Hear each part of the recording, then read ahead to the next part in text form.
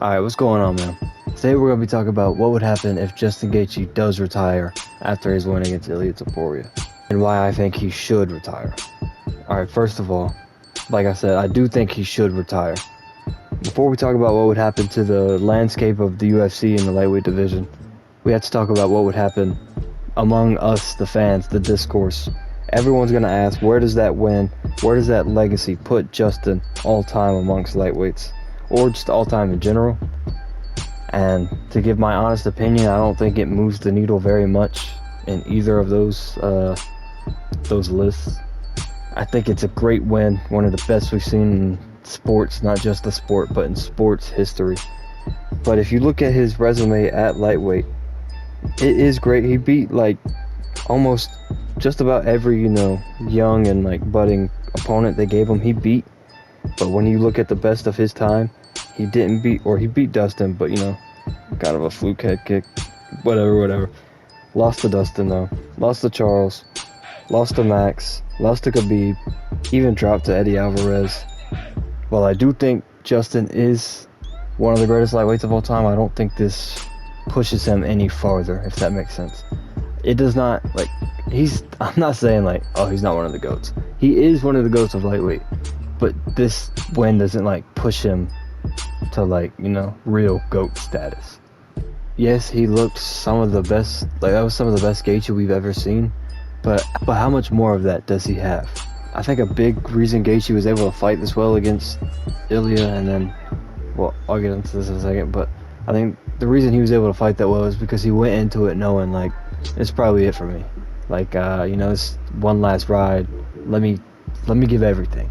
But I don't think he'll be able to do that, every fight from here on out. And if you go back and watch the Paddy fight, yeah, he beat the fuck out of Paddy, but if he fought Ilia the way he fought Paddy, he would have got his ass whooped.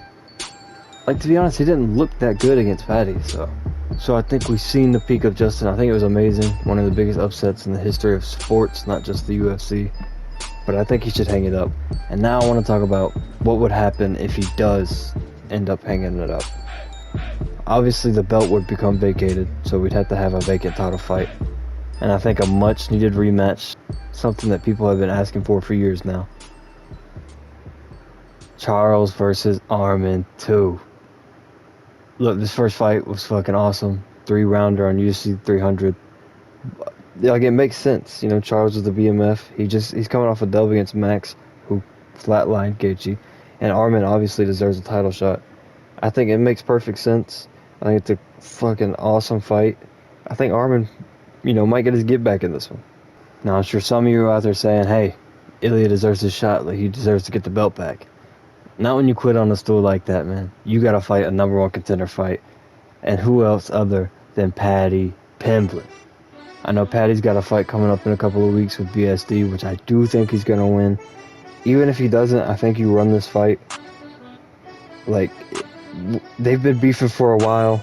Stylistically, it's pretty interesting, this matchup. I would take Ilia, but I think it's a matchup we gotta see, man. Speaking of BSD, whether he wins or loses, we gotta do something with him. And I think I got a matchup for him. A man who's fighting at 170 in a couple weeks, but I think we'll come back to lightweight. Max Holloway. Look, Max, he lost to Charles, but before that, he's beat everyone, I want to say. He's fought at lightweight recently. Not obviously the old fights, but since he's come to lightweight, it may have just been Dustin, but he beat those two. And now he's going to 170 after Charles' fight. I'm sure he's going to come back, and I think a fight with BSD makes sense. I think it's a good bounce back for him to get back into the title picture, because I think he's still got, a little bit time left in his activity, but it's not a lot. So we gotta, if he's gonna make another title push, it's gotta be right now. So that's why I'm a little iffy on that Conor fight. I'm not too sure why he took it, but whatever, fuck it, it's fun. You come back, fight BSD at 155. You got a shot to get back into that title range. And then I wanted to, scope out the whole top 5 to 6 here. We got to do Gamrot versus Quill and Salkild, man. This is just a fun fight. I like people sleep on Salkild's jiu-jitsu, but dude's kind of nasty. And obviously Gamrot is, he's got crazy jiu-jitsu. I think I take my boy Kill and Salkild this one. I don't know. This is a tough-ass fight, but it puts one of them in that top 5 range, top, 5 to 6 range. Top 5 if you remove Gaethje, yeah, so that works out that whole top 5, and yeah, man, I think it'd be best for the UFC if, and not just the UFC, but for himself if Justin just hung it up. He's a fan favorite, a legend to the people, the human highlight, I believe the most bonuses of all time. Like, he's one of the most entertaining humans to watch in the history of, just fucking humanity.